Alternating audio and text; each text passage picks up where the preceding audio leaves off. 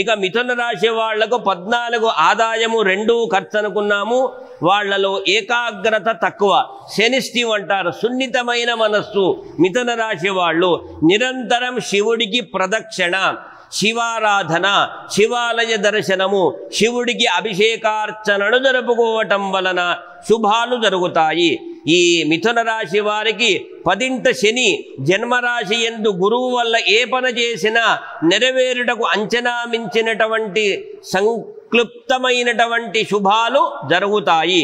వ్యాపారస్తులకు నూతన వ్యాపారాలు, వృత్తిపరంగా ప్రమోషన్లు, భార్యాభర్తలలో అనురాగ దాంపత్యము, సంతాన విషయములు చక్కటి ఫలితాలు అన్నీ కూడా అనుకూలంగా జరుగుతాయి.